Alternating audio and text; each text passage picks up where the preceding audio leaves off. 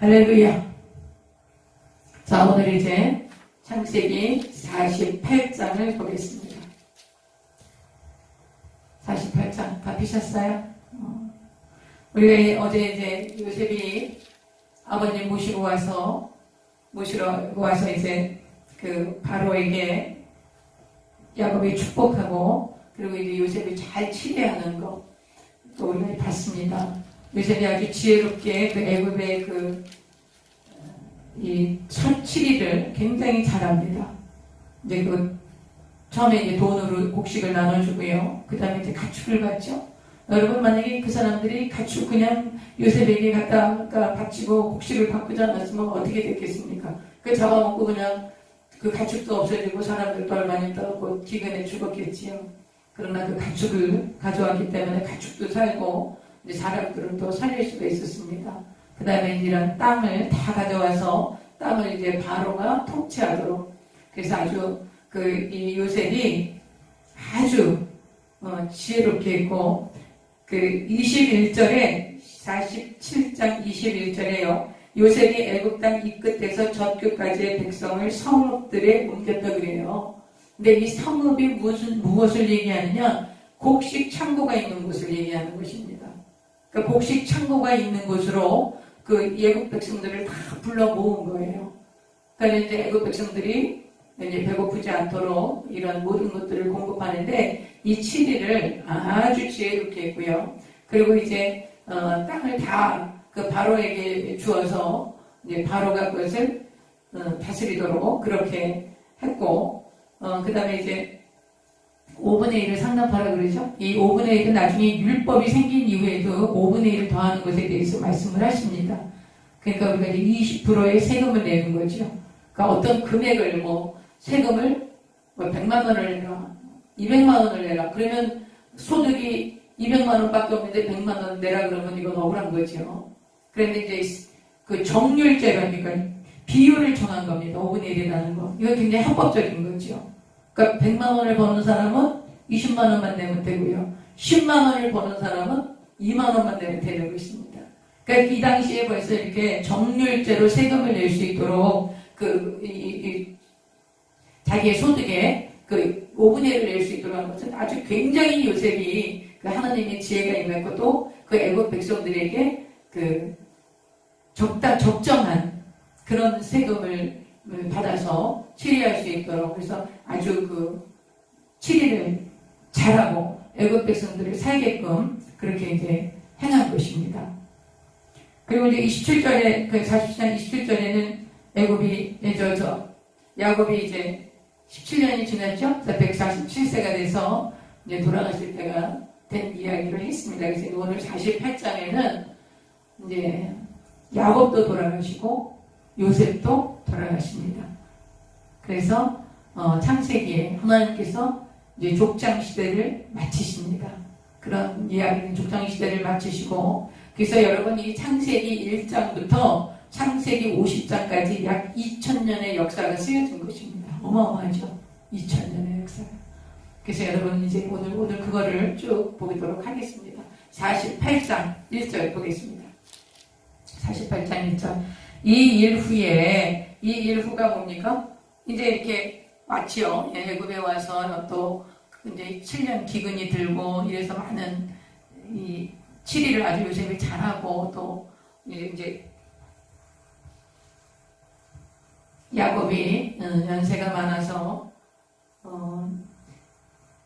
요셉을 불러서 이제 자기의 장례를 부탁하는 이 27절부터 31절까지의 말씀을 봅니다. 이제 이 후에 야곱이 죽을 병이 걸립니다. 죽을 병이. 보겠습니다. 48장 1절. 이 일 후에 어떤 사람이 요셉에게 말하기를, 내 아버지가 병들었다. 무슨 병이 들었어요? 돌아가시는 병이 들었겠죠. 우리가 이렇게 다 늙고 병들고 죽습니다. 병들었다 하므로 그가 곧 두 아들 므낫세와 에브라임과 함께 이르니, 2절. 어떤 사람이 야곱에게 말하되, 내 아들 요셉이 내게 왔다 하매 이스라엘이 힘을 내어 침상에 앉아. 돌아가실 지경이 돼서 정말 앉아있을 기운도 없는 거지요. 그러나 힘을 내서 이제 일어나 앉습니다. 3절. 요셉에게 이르되, 이전에 가나안 땅 루스에서 야곱이 말씀하시는 거예요. 아들 요셉에게. 이전에 가나안 땅 루스에서 전능하신 하나님이 내게 나타나사 복을 주시며 내게 이르시되 내가 너를 생육하고 번성하게 하여 내게서 많은 백성이 나게 하고 내가 이 땅을 내 후손에게 주어 영원한 소유가 되게 하리라 하셨느니라. 내가 애굽으로 와서 내게 이르기 전에 애굽에서 내가 낳은 두 아들 에브라임과 므낫세는 내 것이라 르우벤과 시므온처럼 내 것이 될 것이다. 이렇게 얘기하세요. 이 야곱이 이게 무슨 말씀입니까? 므낫세와 에브라임이 자기 아버지 요셉은 이제 한 사람이지 않습니까? 그런데 야곱의 마음에는 그 레아의 아들 장자를 르우벤으로 생각하지 않고 자기가 사랑했던 아내 라헬이 낳은 아들 요셉을 장자로 보고 싶었던 거예요. 그래서 여러분 장자에게는 두 몫을 줍니다. 그래서 요셉 대신에 이 두 아들, 요셉의 두 아들 므낫세와 에브라임을 이 12지파에 넣게 됩니다. 이건 누구의 의도입니까? 야곱의 의도입니다. 하나님의 의도는 뭡니까? 요셉과 단이 들어가는 것입니다. 하나님이 12지파는 야곱이 낳은 아들 12명을 12지파로 하기를 원하셨어요. 그런데 야곱은 자기가 사랑했던 아내 라헬이 낳은 아들을 요셉을 장자로 세우기를 원했어요. 그래서 그 요셉의 아들 둘을 그 12지파에 요셉 대신 그리고 이제 이 단 대신 여기 이 아들을 넣습니다. 에브라임과 므낫세를 넣습니다. 그래서 이거는 결국은 하나님께서 하셨겠지만 야곱의 의도가 많이 들어간 것입니다. 그래서 여러분이 보면은 나중에 이제 레위 지파는 또 빠집니다. 왜 그러냐? 레위 지파가 장자를 대신합니다. 하나님께서 장자는 다 내 것이라고 말씀하시고 이제 우리가 출애굽기 들어가면 그걸 보게 될 것입니다. 그 애굽의 바로가 장자들을 다 죽여요. 이 히브리 사람들이 낳은 장자들을 다 이 나일강에 던져버리라고 합니다. 그래서 다 죽이는데 하나님께서 나중에 갚으시죠. 애굽의 모든 장자를 다 죽이시지 않습니까? 10가지 재앙 마지막 재앙에 그것이 유월절로 책정을 하시는 거죠. 그래서 다 죽는데 그래서 하나님께서 이 장자는 내 것이다. 장자는 유월절날 양의 피를 발라서 그 장자가 죽는 날 밤에 그 피가 발라져 있는 집에 장자는 죽지 않았습니다. 누가 죽었습니까? 양이 대신 죽은 것입니다. 그러니까 하나님께서 뭐라는 장자는 내 것이다. 근데 그 장자를 모두 다 각 집안마다 불러내서 내 것으로 삼을 수는 없는 거예요. 그래서 12지파 중에 장자의 수와 가장 비슷한 지파가 누구였냐면 레위 지파였어요. 그래서 레위 지파를 장자로 삼는 말씀을 하십니다. 우리가 이제 그런 얘기를 출애굽기 들어가서 또 배울 것입니다. 그래서 여기서 이제 므낫세와 에브라임과 므낫세를 여기 지금 므낫세가 형인데 야곱은 에브라임을 먼저 이야기를 해요. 그러니까 자기도 동생이었지만 하나님께서 언약의 자손으로 세우셔서 자기를 축복하지 않았어요. 야곱을 축복하지 않았습니까? 그러니까 여기서도 지금 에브라임의 동생인데 에브라임을 먼저 이야기를 합니다. 그리고 에브라임과 므낫세를 내 것으로 그러니까 그 야곱의 12아들 중에 이제 넣겠다는 거야. 12지파에 들어가게 하겠다는 것이죠. 그러니까 르우벤이나 시므온처럼 내 것이 될 것이다. 그렇게 아들 요셉에게 말씀하시는 것입니다. 요건 그런 내용입니다. 6절. 이들 후에 이 에브라임과 므낫세 이 후의 소생은 이제 내 아들이 될 것이다. 이렇게 얘기하는 거예요. 이들 후에 내 소생은 내 것이 될 것이며 그들의 유산은 그들의 형의 이름으로 함께 받으리라. 내게 대하여는 내가 이전에 바단에서 올 때에 라헬이 나를 따르는 도중 가나안 땅에서 죽었는데 굉장히 이 라헬을 평생 가슴에 묻고 있었던 것 같아요. 이게 죽기 전에 지금 라헬 이야기를 합니다. 그 아들 요셉에게 라헬이 나를 따르는 도중 가나안 땅에서 죽었는데 그것은 에브라까지 길이 아직도 먼 곳이라 내가 거기서 그를 에브라길에 장사하였느니라. 에브라는 곧 베들레헴이라. 그렇게 말씀을 하시고요. 8절. 이스라엘이 요셉의 아들들을 보고 이르되 이들은 누구냐? 요셉이 그의 아버지에게 이르되 굉장히 혼미하셨던 것 같아요. 요셉이 그의 아버지에게 이르되 이는 하나님이 여기서 내게 주신 아들들이니이다. 아버지가 이르되 그들을 데리고 내 앞으로 나오라. 내가 그들에게 축복하리라. 이스라엘의 눈이 나이로 말미암아 어두워서 보지 못하더라. 요셉이 두 아들을 이끌어 아버지 앞으로 나아가니 이스라엘이 그들에게 입맞추고 그들을 안고 요셉에게 이르되 내가 내 얼굴을 보리라고는 생각하지 못하였더니 이 죽었는 줄 알고 절대 얼굴 볼 거라고 생각할 수 없었다라는 거죠. 그런데 하나님이 내게 내 자손까지도 보게 하셨도다. 이게 요셉만 본 게 아니라 그 손주들까지 보게 하나님께서 이렇게 은혜를 주셨다는 거죠. 요셉이 아버지의 무릎 사이에서 두 아들을 물러나게 하고 땅에 엎드려 절하고 오른손으로는 에브라임을 이스라엘의 왼손을 향하게 하고 또 왼손으로는 므낫세를 이스라엘의 오른손을 향하게 하여 이끌어 그에게 가까이 나아가매. 그러니까 오른손으로 므낫세, 왼손으로 에브라임 작은 아들 이렇게 하도록 요셉이 그렇게 이제 아버지한테 데리고 간 거예요. 근데 야곱이 바꿔서 손을 얹습니다. 14절 이스라엘이 오른손을 펴서 차남 에브라임이 머리에 얹고 왼손을 펴서 므낫세의 머리에 얹으니 므낫세는 장자라도 팔을 엇박고 얹었더라. 이 야곱이 잘 보이지도 않고 그러는데도 이렇게 요셉이 팔을 얹는 것을 엇박고서 그 장자와 차자에게 엇박고서 놓습니다. 15절 그가 요셉을 위하여 축복하이르되 요셉에게 축복하는 것입니다. 내 조부 아브라함과 아버지 이삭이 섬기던 하나님 나의 출생으로부터 지금까지 나를 기르신 하나님 나를 모든 환난에서 건지신 여호와의 사자께서 이 아이들에게 복을 주시오며 이들로 내 이름과 내 조상 아브라함과 이삭의 이름으로 칭하게 하시오며 이들이 세상에서 번식되게 하시기를 원하나이다. 여러분 이 생육하고 번성하는 것이 하나님의 뜻이라 그랬죠. 그것이 하나님의 축복인 것입니다. 그래서 오늘 야곱이 그 요셉에게 그 자녀들이 그 생육하고 번성하기를 축복하시고요. 그리고 그 하나님에 대해서 나의 하나님이라고는 아직 안 그리죠. 내 조부 아브라함의 하나님, 이삭이 섬기던 아버지 하나님, 또 나의 출생으로부터 지금까지 나를 기르신 하나님. 그러니까 이제 야곱이 130세에 애굽으로 오지 않습니까? 그 이전까지 정말 험악한 세월을 살았지요. 그러나 130세도 지금 147세에 돌아가시는데 약 한 17년간 굉장히 안정된 삶을 사셨고요. 마음이 많이 이제 평안해지신 것 같아요. 오늘 지금 이 기도 내용을 보시면 아주 이제 그 130년 동안의 그 험악한 나그네 생활을 다 청산하고 이제 애굽 땅 비록 타국에 왔지만 이제 자기 죽었던 아들도 그 아주 그 애굽의 그 총리가 되어 있고 정말 모든 근심과 걱정이 다 끝난 그래서 남은 17년은 굉장히 평안하고 안정되게 또 자기의 삶을 돌아보면서 그 손주들을 보면서 자녀들을 보면서 이렇게 좀 평안한 삶을 사셨던 것 같습니다. 오늘 지금 기도를 보시면 그렇습니다. 내 조부 아브라함과 이 아버지 이삭이 섬기던 하나님 나의 출생으로부터 지금까지 나를 기르신 하나님 이제 하나님께 내가 여기까지 온 것은 다 아버지의 하나님의 은혜입니다.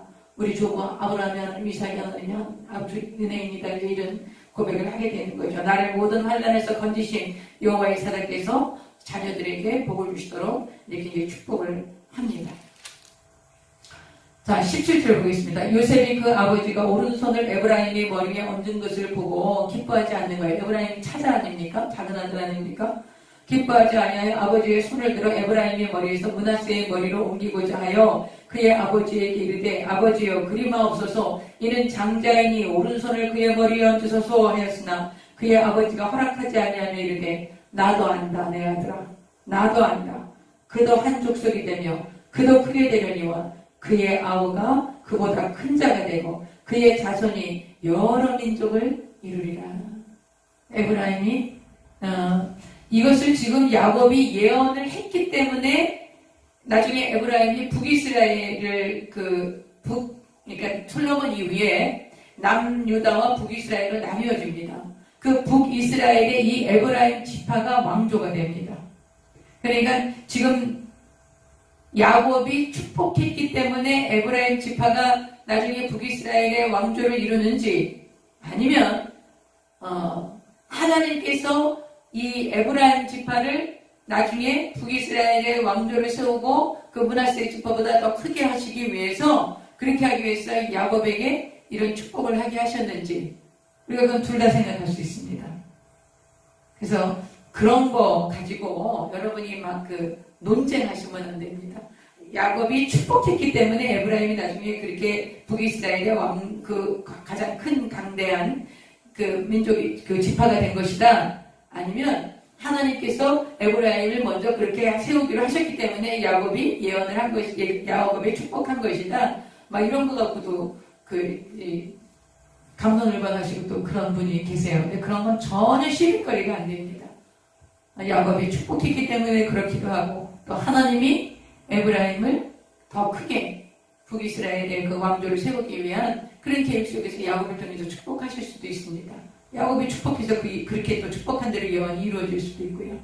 그런 거 가지고 나중에 막 왈가왈부 하시고 그러지 마십시오. 성경 보실 때 그런 일이 많습니다. 그래서 꼭 이거다. 그래서 이거 아니면 다 틀린 거야. 막 이렇게 얘기하실 때가 많아요. 그런데 이제 많은 분들이 이렇게 여러 가지 해석을 합니다. 그런데 이제 특별히 무슨 막 이단적이고 막 말도 안 되는 그런 것이 아니면 우리가 하나님의 주권 속에 있으면서 둘 다 허용될 수 있습니다. 하나님의 주권적인 역사가 당연히 에브라임을 나중에 그렇게 왕조를 세우도록 그렇게 하셨으면 야곱을 통해서 축복하실 수도 있지요. 또 야곱이 축복했기 때문에 하나님께서 에브라임 지파를 나중에 왕조로 쓰실 수도 있는 것입니다. 어쨌든 그래서 이제 이 야곱은 에브라임을 축복합니다. 그래서 요셉이 왜 장자를 축복 안 하시고 차자에게 손을 얹습니까? 그러니까 나도 안다 하더라. 나도 안다. 그렇게 얘기하신 거예요. 그렇죠? 그도 한 족속이 된다. 그도 크게 되려니와 그의 아우가 그보다 큰 자가 되고 그의 자손이 여러 민족을 이루리라 하고 20절 그날에 그들에게 축복하여 이르되 이스라엘이 너로 말미암아 축복하기를 하나님이 내게 에브라임 같고 므낫세 같게 하시리라 하며 에브라임을 므낫세보다 앞세웠더라. 에브라임을 므낫세보다 앞세워서요. 나중에 이제 민수기 책에 들어갑니다. 우리가 이제 창세기, 출애굽기하고 민수기는 이제 이스라엘 백성들이 시내산에서 약 1년 6개월 동안 머무른 다음에 출발을 합니다. 그 출발할 때 숫자를 다 세요. 그것이 민수기예요. 근데 처음에 숫자를 셀 때, 진짜 에브라임이 더 많아. 므낫세 지파보다. 그런데 나중에 40년 광야를 돌지요? 다 죽습니다. 광야에서. 다 돌아가신 다음에 이제 가나안 땅에 들어가기 전에 요단강 건너가기 전에 가나안 땅에 들어가기 전에 다시 백성의 수를 헤아립니다. 그때는 누가 더 많으냐? 므낫세가 또 더 많습니다. 그러니까 에브라임이 더 큰 지파가 될 것이다 이렇게 예언을 했지만 나중에 또 므낫세 지파가 더 많아지거든요. 그런데 이제 공평해지는 게 있습니다. 어디에서 공평해집니까? 계시록에서 공평해집니다. 계시록에서 12지파가 모두 12,000명씩 여러분 아시죠? 그래서 그 12지파가 12,000명씩 12지파로 14만 4천 명. 그래서 계시록에 나오는 14만 4천 명은 유대인을 얘기하는 것입니다. 유대인 12지파를 얘기하는 것이지 신천지에서 말하는 자기네 14만 4천을 얘기하는 게 아닙니다. 신천지가 자기네 지파들 막 이렇게 하면서 14만 4천이라는 거 순엉터리입니다. 그는 유대인을 얘기하는 것입니다. 유대인들, 이스라엘 사람들을. 그 다음에 21절 보겠습니다. 이스라엘이 요셉에게 또 이르되 나는 죽으나 하나님이 너희와 함께 계시사. 네, 야곱은 자기가 돌아갔을 것을 말씀하시죠. 하나님이 너희와 함께 계시사 너희를 인도하여 너희 조상의 땅으로 돌아가게 하시려니와 내가 내게 내 형제보다 세겜 땅을 더 주었나니 이는 내가 내 칼과 활로 아모리 족속의 손에서 빼앗은 것이니라. 요셉에게 세겜 땅을 더 준다고 그래요. 여러분 세겜 땅이 무슨 뜻이? 세겜 땅이 어떤 땅이었습니까? 이 에서를 삼촌 집에서 고향으로 내려오다가 이제 에서 형님을 만나고 먼저 에서 형님 가라 그러고 자기는 천천히 오겠다 그러면서 세겜에 들리게 되지요. 그 세겜 땅에서 디나가 폭행을 당하게 되고 그럴 때 이 레위와 시므온이 할례를 행하지 않으면 우리가 가족이 될 수 없다. 이래서 할례를 행하게 하고 그 세겜성에 있는 모든 남자들을 다 죽입니다. 다 죽이고 그리고 아주 피비린내 나는 그런 살육을 일으켰지요. 그래서 그 세겜 사람들이 굉장히 두려워서 그 땅에 있는 가나안 족속들이 합쳐서 야곱을 공격할까봐 야곱이 다시 베들로 올라왔다는 거 기억하시죠? 그 세겜 땅인데 나중에 이 요셉이 이 세겜 땅에 묻힙니다. 요셉을 요셉이 여기서 애굽에서 돌아가시지만 나중에 여호수아가 이제 가나안 땅에 들어갈 때에 그 애굽에서 탈출할 때 요셉의 유고를 가지고 탈출합니다. 그래서 어디에다 묻냐? 이 세겜에다 묻습니다. 그러니까 요셉은 그 아버지 또 할아버지가 들어가신 그 막벨라굴 있죠? 헤브론에 있던 막벨라굴 가족 공동묘지에 들어가지 않고 이 세겜 땅에 묻히게 됩니다. 그래서 여기서 이제 세겜 땅을 너희가 더 몫을 주겠다 그랬는데 또 이 셰켐이라는 말이 한 몫을 더 주겠다, 한 몫을 더 이런 말도 있습니다. 그러니까 우리가 지명으로 세겜을 이야기할 수도 있고, 왜냐하면 나중에 요셉이 그 세겜에 그 가나안 땅에 들어가서 세겜의 장세를 지냅니다. 요셉을. 그렇기 때문에 세겜에 갈 수도 있고, 갔다는 얘기가 될 수도 있고, 그 다음에 원래 또 이 세겜이라는 말이 히브리 말이 한 몫을 더 받는다 이런 말도 됩니다. 결국은 일맥상통하는 부분이 있죠. 그래서 이제 요셉에게 내가 너에게 한 몫을 더 줄 거야. 근데 그것이 무슨 땅이라지? 또 세겜 땅의 그 여호수아 때 여호수아는 이 요셉의 유고를 가져가서 세겜의 장례를 치르는 그 말씀들이 이루어지는 것입니다. 그 다음 보겠습니다. 49장. 야곱이 그 아들들을 불러 이르되 너희는 모이라. 너희가 후일에 당할 일을 내가 너희에게 이르리라. 여러분, 후일에 당할 일, 앞으로 너희들이 어떻게 살 건지 그거를 내가 너희에게 이를 것이다. 이건 지금 누가 얘기하는 겁니까? 야곱이 얘기하는 겁니까? 하나님께서 얘기하시는 겁니까? 여러분, 성경 볼 때요, 제가 우리 육하원칙 있지 않습니까? 거기에 7가지 하나를 더 더하세요. 언제, 어디서, 누가, 무엇을, 어떻게, 왜, 그리고 7번째 또 하나 있어요. 누구에게 얘기했냐를 꼭 보셔야 돼요. 그래서 여기서는 지금 누가 얘기를 했냐? 야곱이 이야기를 한 거예요. 야곱이 자기의 그 12 형제에게 야곱이 아버지가 얘기를 하신 거예요. 그러니까 아버지가 굉장히 당신 주관적으로 말씀하신 것인데 이 아버지께서 주관적으로 말씀하신 것들이 이 아들들의 형편과 사정과 또 이 아이들의 수준에 맞게끔 딱 말씀하셨어요. 그래서 우리가 이 말씀을 다 하시고 나서 28절 먼저 보겠습니다. 49장 28절. 49장 28절. 찾으셨어요? 찾으셨으면 같이 읽습니다. 시작. 이들은 이스라엘의 12지파라. 이와 같이 그들의 아버지가 그들에게 말하고 그들에게 축복하였으니 곧 그들 각 사람의 분량대로 축복하였더라. 근데 이제 여기서 분량대로 축복하셨다 그러죠? 근데 어떻게 각 사람의 분량대로, 그러니까 자기 분수에 맞게 여태까지 아버지 야곱이 보아왔던 그 아들들의 분량만큼 아버지가 축복하는 거예요. 근데 우리가 지금 실제로 내용을 보면 축복한 것보지 않은 게 더 많아. 축복한 거는 요셉과 유다 정도? 그리고 나머지는 뭐 그렇게 축복했다고 보이지 않아요. 그러니까 각 사람의 분량대로 아버지가 이렇게 전부 이제 유언을 남기신 것입니다. 근데 이것이 이제 대부분 거진 다 이루어지지요. 거진 다 이루어집니다. 49장 보겠습니다. 야곱이 그 아들들을 불러 이르되 너희는 모이라. 너희가 후일에 당할 일을 내가 너희에게 이르리라. 너희는 모여 들으라. 야곱의 아들들아, 너희 아버지 이스라엘에게 들을지어다. 이제 제일 장자인 르우벤에게 얘기합니다. 3절. 르우벤아, 너는 내 장자요 내 능력이요 내 기력의 시작이라. 위풍이 월등하고 권능이 탁월하다만. 아주 그 르우벤이 아주 그냥 늠름하고 정말 맞이로서 책임감도 있고 모든 것에 탁월하고 월등했어요. 근데 이제 아버지의 그 철이었던 비라를 이렇게 들어가게 됐기 때문에 아버지가 장자의 그 역할을 더 이상 할 수 없는 그런 이야기를 합니다. 4절. 물에 끓음 같았은 줄. 물이 막 끓지 않습니까? 그처럼 막 욕정이 불타오르는 거야, 이 르우벤이. 그래서 자기 그 성어인 비라를 이제 그렇게 침상에 올라갔다는 얘기를 하시는 거예요. 4절. 물에 끓음 같았은 즉 너는 탁월하지 못할 거야. 그리고 내가 아버지의 침상에 올라 더럽혔음이로다. 그가 내 침상에 올랐었도다.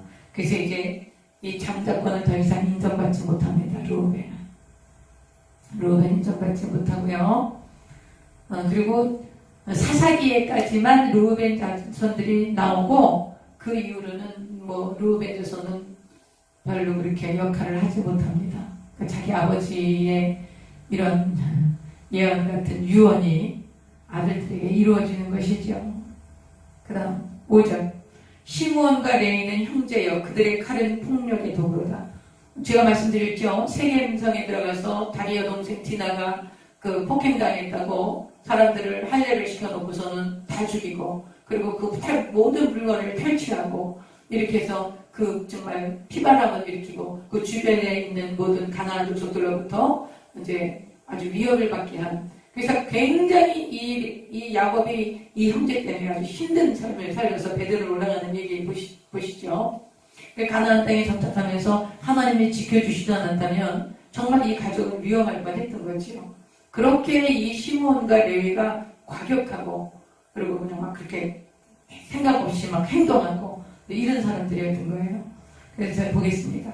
5절 시므온과 레위는 형제요 그들의 칼은 폭력의 도구로다. 내 호나 그들의 모의에 상관하지 말지어다. 내 영광아 그들의 집회에 참여하지 말지어다. 그들의 분노대로 사람을 죽이고 그들의 혈기대로 소의 발목 힘줄을 끊었습니다. 얼마나 잔인하게 그 세겜성에서 사람들을 죽였는지 그를 야곱이 이제 기억하고 계신 거죠. 7절 그 노여움이 혹독하니 저주를 받을 것이요 분기가 맹렬하니 저주를 받을 것이라. 내가 그들을 야곱 중에서 나누며 이스라엘 중에서 흩으리로다. 이 말대로요. 시므온 지파는요, 나중에 그냥 그 12지파가 이제 땅을 나눠갑니다. 가나안 땅에 들어가서. 이럴 때 이 시므온 지파는 유다 지파에 그냥 흡수됩니다.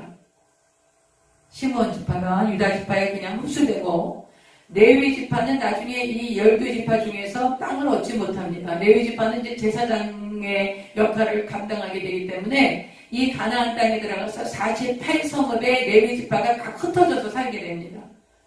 그렇게 흩어져서 살게 되고 땅을 기업으로 받지 못하지요. 왜냐하면 이제 제사장으로서 하나님이 레위 지파를 택했기 때문입니다. 왜 레위 지파를 제사장으로 택했습니까? 장자의 수와 가장 비슷한 숫자가 누구였냐면 레위 지파였어요. 근데 장자는 다 누구의 것입니까? 하나님의 것입니다. 그 레위 지파는 누구 거라는 거예요? 하나님 거라는 거예요. 장자를 대신하는 거예요. 제사장은 누가 됩니까? 장자가 되는 것입니다. 그래서 여러분 이 레위의 숫자와 이스라엘 백성들의 장자의 숫자가 가장 비슷했기 때문에 이제 하나님께서 레위 자손을 하나님이 장자가 해야 할 일들을 레위 자손에게 맡기고 레위 자손을 하나님이 장자로 삼으시는 것입니다. 이 이야기가 성경에 다 나옵니다. 그런데 이제 레위 자손보다 장자가 조금 더 많았어요. 280명인가 뭐 이 정도 더 많았거든요. 근데 280명에 대한 속전을 나중에 또 내라 그럽니다. 그래서 여러분 레위 자손들이 왜 성막에서 이 성막을 돌보게 하시고 이런 일들을 왜 이건 다 장자들이 해야 되는 일이거든요. 근데 장자를 각 집안마다 다 뽑아서 할 수는 하기에는 너무 번거롭단 말이죠. 그러니까 하나님이 가장 비슷한 숫자의 레위 자손을 뽑아서 장자 대신 하나님의 전을 섬기게 하신 것입니다.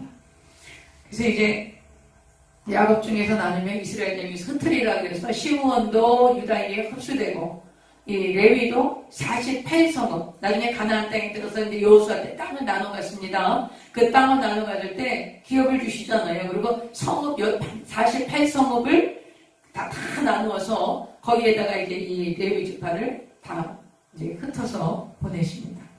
그 다음에 이제 8절은 유다에 대한 말씀을 하시는 거죠. 8절을 보겠습니다. 유다야 너는 내 형제의 찬송이 될지라 내 손이 내 원수의 목을 잡을 것이요 내 아버지의 아들들이 내 앞에 절하리로다. 유다는 사자 새끼로다. 내 아들아 너는 움킨 것을 찢고 올라가도다. 그가 엎드리고 웅크림의 수사자 같고 암사자 같으니 누가 그를 범할 수 있으랴. 여러분 유다는 요셉이 끌려갈 때도 요셉을 죽이자고 할 때도 웅덩이에서 빠졌을 때 막 죽이자고 그러죠. 그때 그 웅덩이에서 번져서 우리가 이 동생을 죽여서 무슨 유익이 있겠는가. 그냥 그 애국으로 보내자. 그래서 그 요셉을 살려주는 형이 이 유다입니다. 근데 유다가 굉장히 그 설득력이 있고 또 영향력이 있는 그런 사람이었던 것 같습니다. 그래서 유다를 이렇게 축복하고요. 10절에 보시면 주가 유다를 주라는 것은 지휘봉 같은 걸 얘기하는 겁니다. 왕이 들고 있는 걸 우리가 홀이라고 그러죠.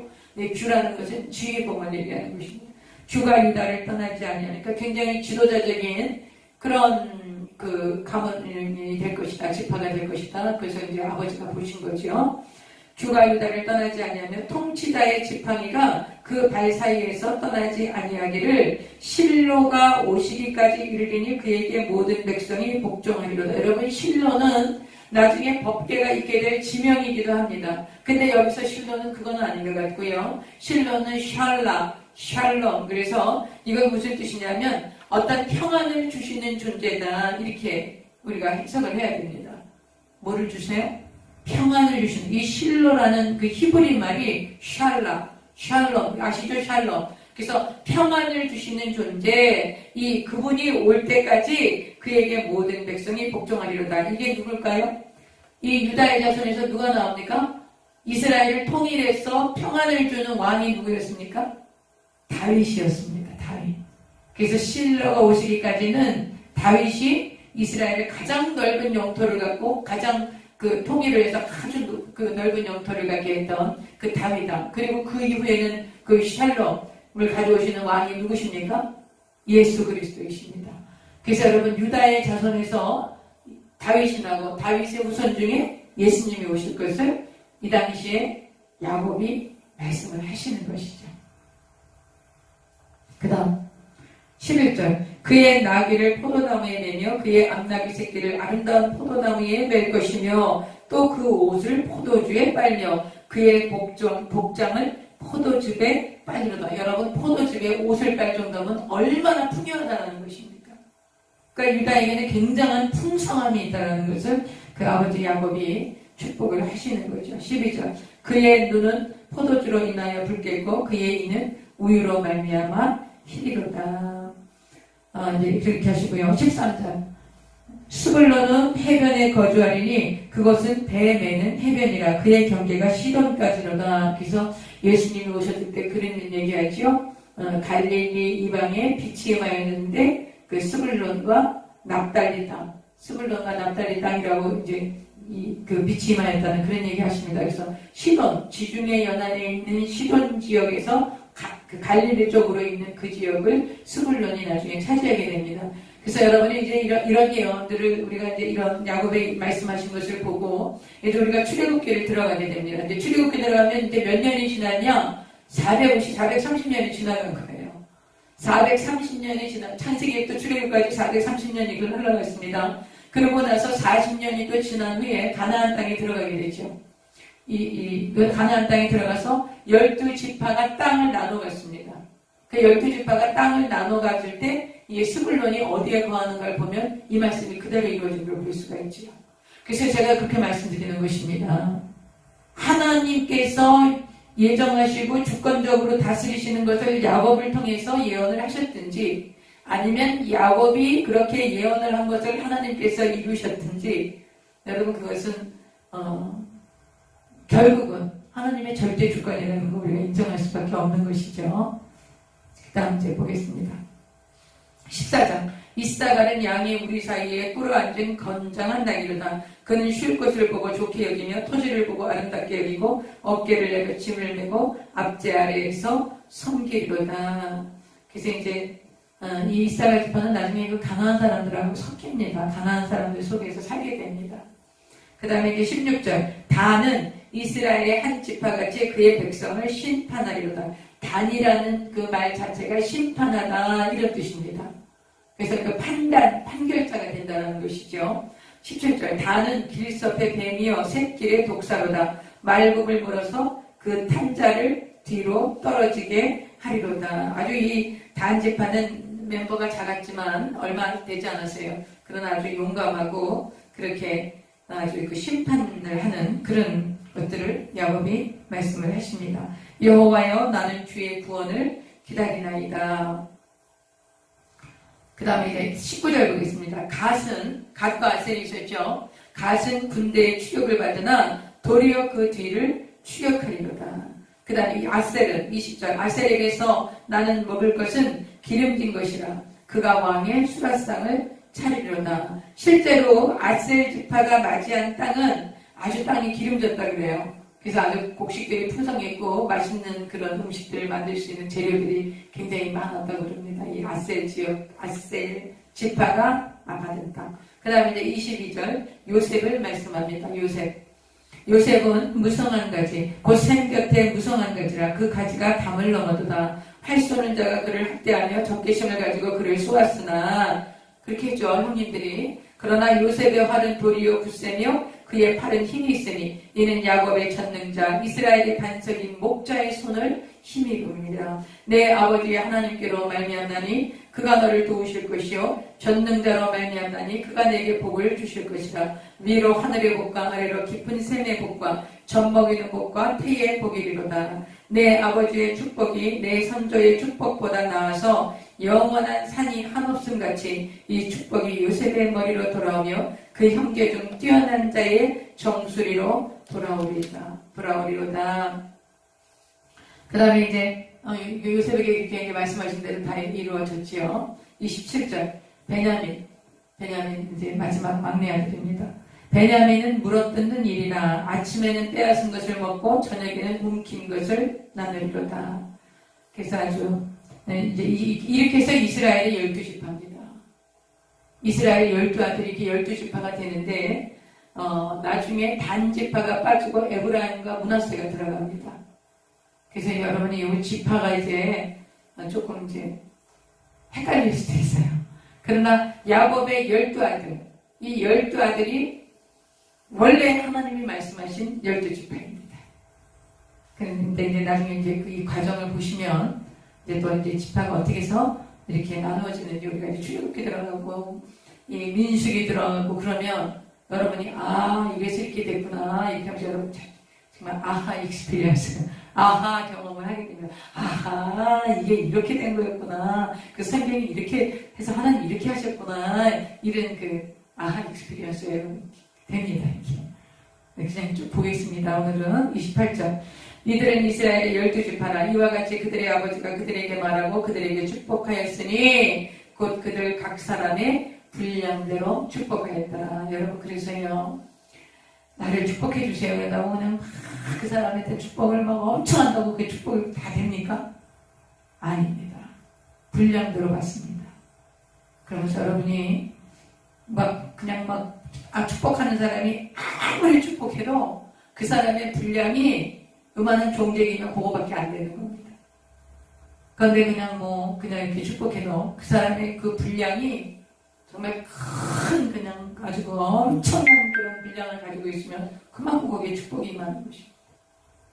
그래서 오늘 이것을 우리가 그 야곱이 돌아가시기 전에 자기 아들들을 축복했을 때 그 각자 그 아들들의 분량대로 했다는 거. 그래서 어떤 아들은 신통치 않게 이렇게 축복하신 것도 우리가 볼 수가 있었습니다. 여러분, 우리 하나님께서는 우리 주 예수 그리스도로 말미암아 우리가 하나님의 자녀가 되었기 때문에 우리에게 이 세상의 그 어떤 것에 비교할 수 없는 축복을 주셨습니다. 영생입니다. 영생. 모든 사람들이 죽음을 두려워합니다. 죽고 난 다음에 반드시 심판이 있거든요. 근데 그 심판 가운데서 우리는 예수님이 대신 심판받으시고 우리에게는 영원한 생명을 주신 것입니다. 그러므로 우리가 받은 축복은 정말 그것은 분량대로 받은 게 아니라 모든 사람에게 동일하게 예수님을 구주로 영접하고 예수 그리스도의 보배 변표로 죄사함을 받은 것, 다시 태어나서 거듭난 우리에게 영생을 주신 그런 놀라운 축복을 받은 그 사람들이 바로 저와 여러분입니다. 우리에게 얼마나 은혜를 주셨는지 우리가 구원받은 은혜로만 가지고 우리가 평생 감사하며 살아야 될 것입니다. 이제 야곱이 돌아가십니다. 29절. 그가 그들에게 명하여 이르되 내가 내 조상들에게로 돌아가리니 나를 햇사람 에브론 밭에 있는 굴에 우리 선조와 함께 장사하라고. 햇사람 아브람 그 헤브론에 있는 막벨락을 아시죠? 근데 은 400세기를 아브라함이 사지 않습니까? 그 아브라함 묻히고 그 사라가 묻히고 이삭이 묻히고 리브가가 묻힙니다. 그리고 야곱이 들어가고 이제 레아가 먼저 돌아가신 것 같아요. 레아가 이제 결국 돌아가시기 위해서 그 합장할 때는 이제 레아와 합장이 됩니다. 그래서 하여튼 이런 우리가 살아가면서 이런 과정들이 그 평탄치 않은 과정, 이런 수많은 과정들이 있는데 이것이 지금이나 이제 지금부터 한 4,000년 전에 있었던 일인데 그때나 별반 다를 게 없는 것 같습니다. 우리가 이 족장들의 삶을 통해서 하나님이 그들을 통해서 예수 그리스도께서 오실 계보를 우리에게 보여주시는데 이들의 삶이 어땠었고 하나님은 그럼에도 불구하고 이들을 어떻게 인도하시고 돌보시고 이끌으셨는지 그리고 이들은 어떻게 반응했는지 하나님이 어떻게 예수 그리스도께서 오시기까지 사람들을 부르시고 택하시고 세우셨는지 이런 우리가 굉장히 자세하게 볼 수 있습니다. 그 다음 이 굴은 30절 이 굴은 가나안 땅 마므레와 막벨라 밭에 있는 것이라 아브라함 햇사람 에브론에게서 밭과 함께 서서 그의 내장지를 삼았으므로 아브라함과 그의 아내 사라가 거기에 장사되었고 이삭과 그의 아내 리브가도 거기에 장사되었으며 나도 내 아를 그곳에 장사하였노라. 그러니까 내 아는 어디에 들어갔어요? 그 가족묘지에 들어간 거예요. 야곱보다 먼저 돌아가셨죠. 이 밭과 거기 있는 굴은 햇사람에게서 산 것이니라. 야곱이 아들에게 명하기를 마치고 그 발을 샘상에 모으고 숨을 거두니 그의 백성에게로 돌아갔다라. 그의 열조에게로 돌아갔다라는 것입니다. 그의 백성에게로 돌아갔다라는 것은 그러니까 야곱은 자기의 수를 다하고 자기의 사명을 다하고 정말 기운이 지나여 열조에게로 돌아간 것이죠. 험악한 세월, 험악한 나그네 세월을 사셨지만 그 애굽에 와서 남은 17년 동안 굉장히 안정된 삶을 사신 것 같고요. 그리고 많이 마음이 편안해진 걸 우리가 느낄 수 있습니다. 자녀들 이렇게 돌보 얘기하시는 거 보면. 그리고 이제 모든 걸 할 말 다 하고 유언 다 하고 그리고 편하게 발을 모으고 아주 그 평안 가운데 임종을 맞이하게 된 것입니다. 우리가 이렇게 봐야 되지 않겠습니까? 50장 네, 마지막 보겠습니다. 요셉이 그의 아버지 얼굴에 굽으려 울며 입 맞추고 그 수동드는 의원에게 명하여 아버지의 몸을 향으로 처리하게 하내로 하되 40일 걸렸어. 40일 동안 그 시신을 처리하는데 40일이 걸렸습니다. 향으로 처리하는 데는 이 날수가 걸리며 애굽 사람들은 70일 동안 그를 위하여 애곡하였더라. 그러니까 40일이 걸리고 40일 동안도 계속 애곡했겠지요. 그리고 30일을 더 애곡해서 70일을 애곡한 것입니다. 곡을 70일을 한 거죠.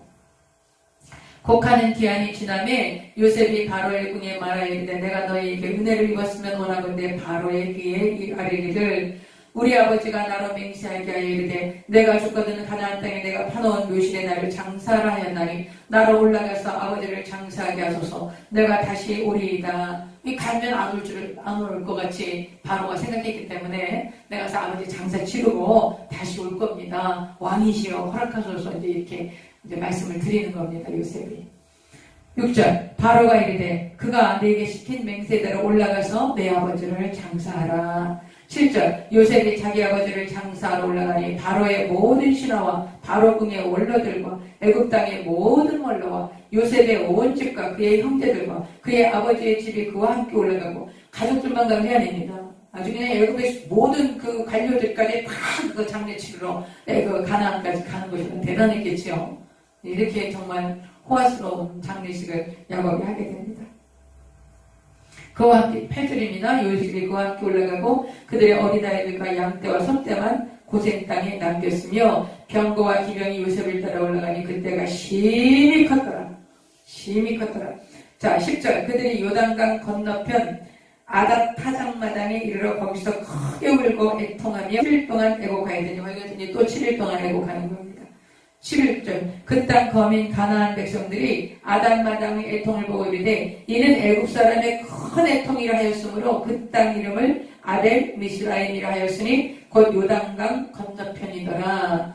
그래서 지금 이 요단강 건너편이라는 말이 굉장히 또 여러 가지 학설로 이렇게 좀 등장을 합니다. 그럼 이 당시에 요단강 건너편이면 그 요단강이 오른쪽에 있습니다. 헤브론의 오른쪽에 있는데 이 헤브론으로 바로 가요.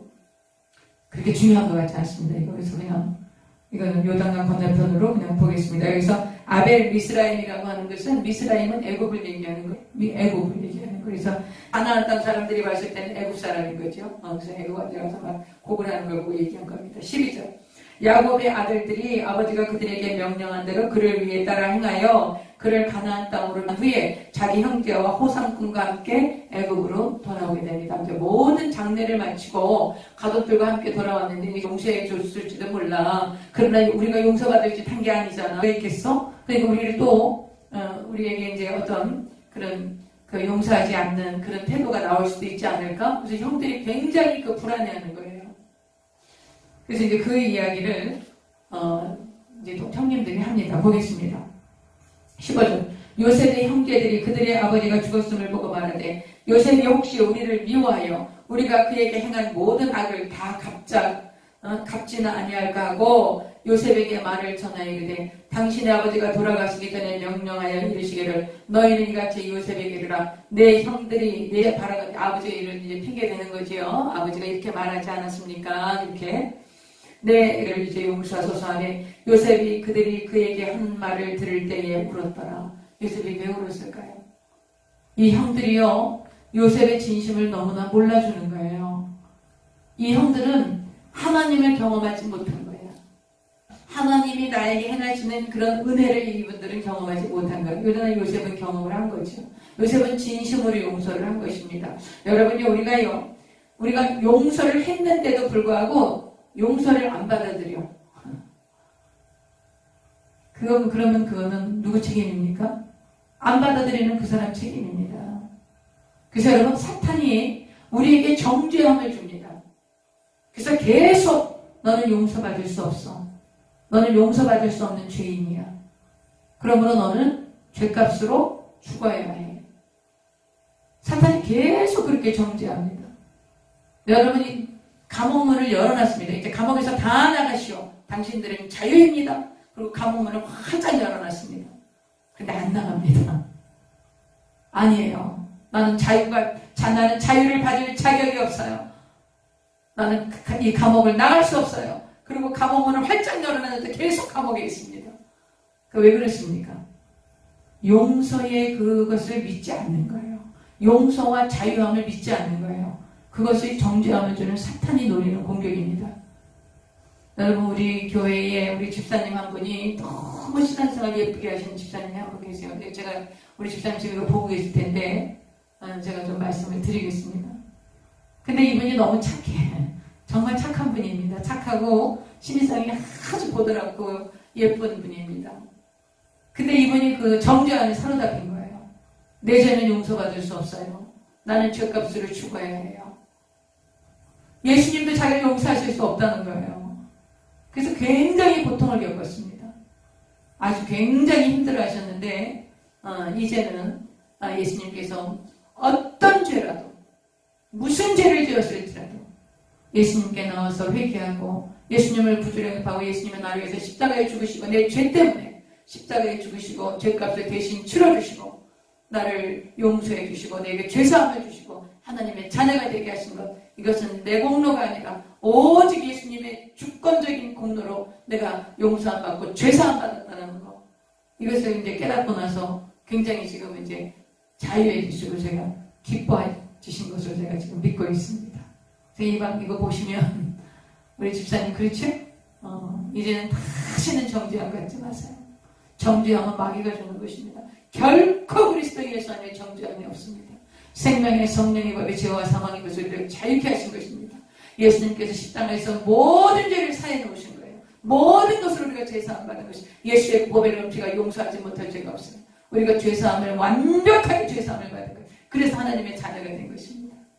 그것을 믿으시고 그러면 우리가 죄사함 받았으니까 이제 예수님의 보배로운 피로 나는 죄사함 받았다. 그러면 앞으로는 이제 막 죄 짓고 살면 됩니까? 여러분 그게 안 된다 그러잖아요. 제가 그렇게 되질 않습니다. 내가 예수님 그 공로로 내가 죄사함 받은 것을 경험하면 너무나 은혜가 감사해서 죄 짓는 것이 고통스럽습니다. 죄를 짓면 막 힘듭니다. 고통스럽고. 그러니까 빨리빨리 회개하고 어떻게 하든지 죄를 안 짓게 되고 이렇게 우리가 살아가게 되는 거, 이것을 우리가 뭐라 그럽니까? 성화라 그럽니다. 자꾸만 예수님을 닮아가고 예수님 기쁘시게 해드리고 싶고 그렇게 성화된 삶을 살게 되는 그것이 건강한 신앙인 거죠. 나는 예수님 믿고 하나님 자녀 됐으니까 지금부터 나는 천국 갈 거니까 뭐 천국은 뭐 땅은 땅상이니까 내 마음대로 살아도 나는 천국 갈 거야. 그렇지 않습니다. 그렇지 않습니다. 탕자가 하나님의 자녀, 그 아버지의 자녀였죠. 아버지 아들이었죠. 그러나 그 아들이 유산 달라고 해서 나갈 때 아버지가 붙잡습니까? 안 붙잡습니다. 왜 그러세요? 하나님은 우리를 인격으로 대하시는 거예요. 강요하거나 억압하거나 하나님이 강권적으로 통치하시거나 이러시지 않는다는 거예요. 그래서 여러분 신앙생활 예수님 믿고 구원받아서 하나님의 자녀가 된 이상 내가 정말 하나님의 자녀답게 살려고 애를 쓰셔야 되고 노력하셔야 되는 거예요. 우리가 이 성화의 과정은 내가 나를 쳐서 복종시키고 정말 나를 하나님의 뜻에 맞게 하나님이 기뻐하시는 뜻을 따라서 자꾸 순종하는 삶을 살고 자꾸 회개하고 돌이키는 삶을 살고 그래서 우리가 이 땅에서는 완성되지 않겠지만 나중에 주님 만날 때 영화로운 몸으로 변화되기까지 우리가 계속 이 땅에서는 성화의 과정을 밟아가는 것이 그것이 옳은 신앙인 것입니다. 근데 이 형님들은 그게 경험이 안 된 거야. 요셉의 그 용서가 진실이라는 것을 받아들이지 않는 거예요. 감옥문을 활짝 열어놨는데도 그 감옥에서 지금 못 나오고 있는 거예요. 그러니까 요셉이 그걸 보고 너무 서운한 거지. 자기 마음을 왜 이렇게 몰라줄까? 지금 아버지 17년이라는 세월이 지나서 10년 동안 한결같이 형님들을 용서하고 형님들에게 대우하고 형님들과 교통하며 정말 의좋게 이렇게 잘 지내고 자기의 용서를 받아줄 줄 알았는데 여태까지 보니까 아버지 때문에 그런 걸로 알고 자기를 오해하고 있으니 마음이 정말 요셉이 너무 외롭고 쓸쓸한 거죠. 자기 진실을 너무 몰라주지 않으니까 얼마나 요셉이 마음이 힘들겠습니까? 그 다음 보겠습니다. 18절 그의 형들이 또 친히 와서 요셉의 앞에 엎드려 우리는 당신의 종들이니이다. 요셉이 그들에게 이르되 두려워하지 마소서 내가 하나님을 대신하리이까. 당신들은 나를 헤아려 하시나 하나님은 그것을 선으로 바꾸사 오늘과 같이 많은 백성의 생명을 구원하게 하시려 하셨나니. 이제 그 형님들 처음 만날 때 이야기를 다시 확인을 하죠. 당신들은 두려워하지 마소서 내가 당신들과 당신들의 자녀를 기르리이다 하고 그들을 간곡한 말로 위로하였더라.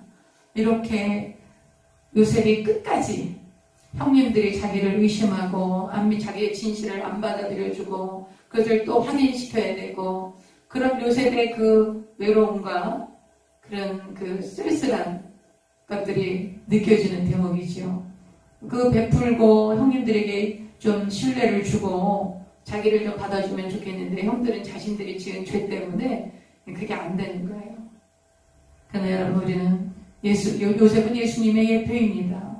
예수님 우리를 용서하실 때 아무 공로 없이 우리가 정말 아무 대가 아무 공로 없이 오직 예수님의 공로로 용서함 받은 거 이걸 기쁘게 받아들이고 정말 주님의 그 죄사함에 여러분 죄를 사해 주셨다는 것은 말로 다 할 수 없는 측량할 수 없는 은혜입니다. 죄값이 사망입니다.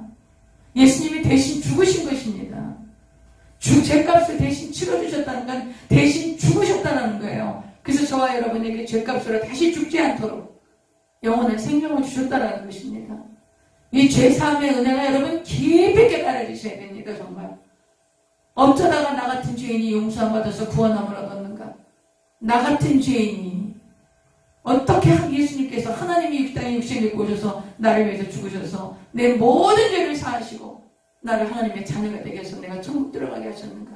그 죄사함의 은혜가 얼마나 깊은 것인지 얼마나 높은 것인지 얼마나 넓은 것인지 얼마나 측량할 수 없는 것인지 너무나 감사하고 감격해서 정말 주님을 위해서 살지 않으면 안 되고 어떻게든지 주님을 기쁘시게 해드리려고 하고 내가 어떻게 이런 은혜를 받았을까? 내가 어떻게 구원을 받았을까? 막 이 감격이 여러분이 정말 마음이 타오르는 그런 뜨거운 감동이 있으셔야 돼요. 있으시길 바랍니다. 정말. 요새 그게 많이 식은 것 같아. 그 죄사함 찬송 부를 때 보면 감동이 별로 없어. 나 같은 죄인이 용서함 받아서 주 앞에 옳다함 얻으면 확실히 믿기는 어린 양 예수의 그 피로 속죄함 받았네. 속죄함 그 찬송 부르면서도 그냥 습관적으로 막 부르는 거예요. 여러분, 제가 마음에 소원하기는 성령께서 여러분과 저에게 그 죄사함의 은혜가 얼마나 놀라운 은혜인지 날마다 보혈찬송을 부를 때마다 깨닫게 하셔서 정말 눈물과 감사로 하나님 앞에 찬송하고 그 은혜로 많은 사람들에게 그 사랑을 전하고 풍고가고 복음이 증거되어지는 그런 하나님의 사람들을 세워주시기를 바랍니다. 그 다음에 이제 요셉도 돌아가십니다. 22절. 요셉이 그의 아버지의 가족과 함께 애굽에 거주하여 110세 삽니다. 그 당시 애굽 사람들은 110세를 사는 것이 가장 오래 산다. 그 당시 수명이 많이 짧았던 것 같아요. 근데 이제 요셉은 110세를 살았습니다. 애굽 사람들의 이 평균 수명이 40여 정도밖에 안 됐다고 그럽니다. 근데 요셉은 110세를 살았죠. 23절. 에브라임의 자손 3대를 보았으며 므낫세의 아들 마길의 아들도 요셉의 스라에서 양육되었더라. 요셉이 그의 형제들에게 이르되 나는 죽을 것이나 하나님이 당신들을 돌보시고 당신들을 이 땅에서 인도하여 내사 아브라함과 이삭과 야곱에게 맹세하신 땅에 이르게 하시리라.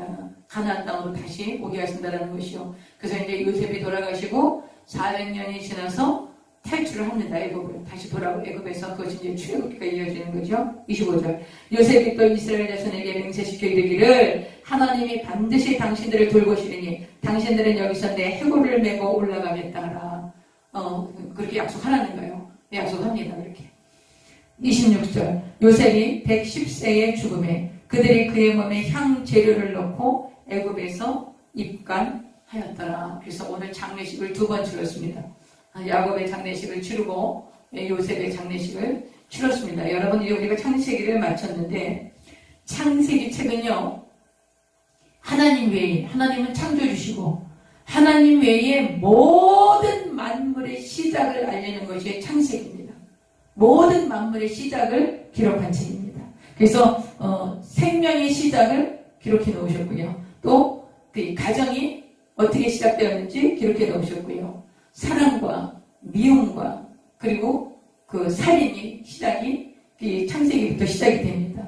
죄, 또 산업이 시작된 거, 목축, 이런 산업이 발달되는 이런 과정들, 그리고 어떻게 저 죽음이 들어오고 어떻게 해서 하나님이 구원의 역사를 일으키시게 되셨는지 이런 모든 기원들이 창세기에 다 있습니다. 창세기에서부터 그런 것이 시작되는 것입니다. 여러분, 아담 때부터 노아까지가 노아까지, 그다음에 노아로부터 또 아브라함까지, 아브라함부터 요셉까지 이렇게 우리가 세 부분으로 나누어서 이 창세기를 볼 수 있고요. 이 창세기 책을 쭉 보면요, 하나님께서는 선악을 알게 하는 나무의 실과를 따먹으면 내가 정령 죽으리라 그랬습니다.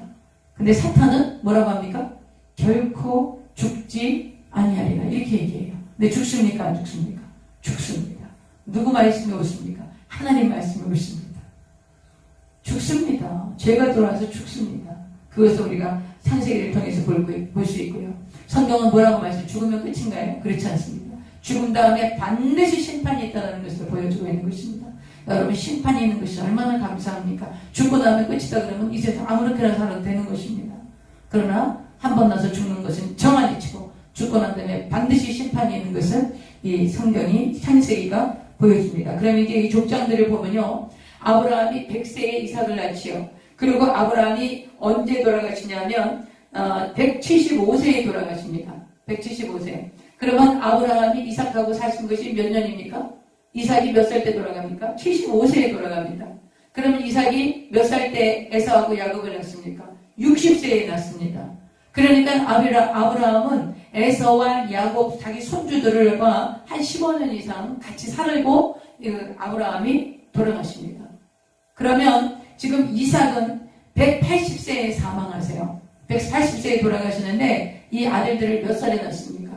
60세에 낳습니다. 그러면 이 아들 에서와 야곱과를 몇 년 동안 본 거예요? 120년 동안 본 것입니다. 그러니까 이 야곱의 아들들, 그리고 야곱의 아들들이 가나안 땅에 들어와서 자기 아버지, 그러니까 야곱의 아들 손주들이랑 이삭이 같이 살고 있었던 거예요. 이런 것들이 성경에 나오지 않지만 우리가 이 족장들의 나이를 보면 이 족장들의 가정이 그렇게 이어져 오고 있었다는 것을 우리가 성경을 통해서 볼 수가 있는 것입니다. 그래서 이제 우리가 이 창세기를 끝내면서 아담에서 창세기가 끝날 때까지요. 그러니까 아담에서 창세기가 끝날 때까지가 약 2300년 정도 그 아브라함에서 그러니까 태초의 천지를 창조하신 거기서부터 이 창세기가 끝나는 이 요셉이 끝나는 시기까지가 약 2300년 정도 됩니다. 그러니까 창세기 책이 50장이지만 역사가 몇 년간의 역사를 기록한 것입니까? 2300년간의 역사를 기록한 책입니다. 어마어마하죠. 2300년 동안의 역사를 압축해서 기록해 놓은 책이 창세기예요. 2300년의 역사. 그리고 출애굽기부터 요한계시록까지 그 요한계시록이 쓰여질 때를 얘기하는 겁니다. 요한계시록이 쓰여질 때까지, 그러니까 출애굽기서부터 요한계시록이 쓰여질 때까지의 역사가 약 1700년이 됩니다. 그럼 몇 년입니까? 4000년의 역사가 되는 거죠. 그러니까 예수님이 그러고 나서부터 이제 지금까지 또 2000년의 역사를 보는 겁니다. 그래서 성경 역사를 우리가 6000년으로 보게 되는 것입니다. 오늘은 그래서 이제 창세기를 통해서 하나님이 인류 역사의 기원을 이야기하셨고, 그리고 죄로 말미암아서 타락했고, 타락한 인간을 구원하시기 위한 하나님의 구원의 시작이 기록되어 있고요. 그 구원을 이루시기 위해서 하나님이 사람을 택하셔서 그 구원 역사를 이루어 가시는데 어떠한 사람들을 택하셨는지 그러한 일들이 쭉 기록된 것을 우리가 보았고요. 그리고 나중에 이 아브라함을 택하셔서 이스라엘을 세우시는데 그 이스라엘 민족이 이제 샘플이 됩니다. 이 이스라엘 민족을 향해서 하나님께서 행하시고 계획하시고 목적하시고 이끄시는 그 모든 것들이 바로 모든 인류를 향하신, 온 세계가 하나님께 속해 있기 때문에 모든 인류를 향하신 하나님의 계획과 섭리라는 것을 이 이스라엘 백성들을 통해서 우리에게 보여주시고 있는 것입니다. 그래서 여러분 구약성경은 뭐 이스라엘의 역사니까 왜 그걸 왜 봐야 되냐 막 그렇게 얘기를 해요. 그러나 그렇지 않습니다. 하나님이 이스라엘을 샘플로 세우신 것입니다. 그리고 그들의 역사와 그들이 하나님께 반응한 것들, 또 그들을 향하신 하나님의 행하신 섭리들, 이런 것들을 통해서 지금 모든 인류를 향하신 하나님의 계획과 섭리를 우리에게 가르쳐 주시고 보여주시고 계신 것입니다. 이것이 성경입니다. 그래서 오늘로 창세기 책을 마치겠습니다. 토요일부터는 출애굽기를 시작하겠습니다. 기도하겠습니다. 하나님 아버지, 우리가 하나님 창세기를 통해서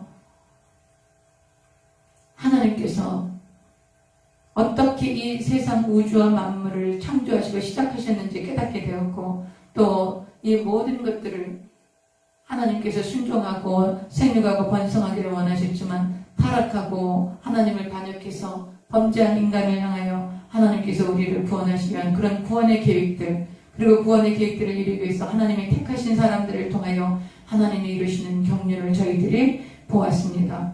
하나님 아버지, 우리에게 깨달음을 주시고 하나님께서 아브라함과 이삭과 야곱에게, 요셉에게 행하셨던, 또 12아들에게 행하셨던 그 모든 하나님의 그 섭리를, 하나님의 계획들을 저희들이 깨닫고 알아 우리 각자에게 하나님이 행하시는 일들로 인하여서 끝까지 순종하고 하나님을 영화롭게 하며 주의 뜻을 이루어갈 수 있도록 우리를 도와주시고 성령으로 함께하여 주시옵소서. 예수님의 이름으로 기도드립니다. 아멘. 할렐루야. 내일은 금요일 예배 잘 드리시고요.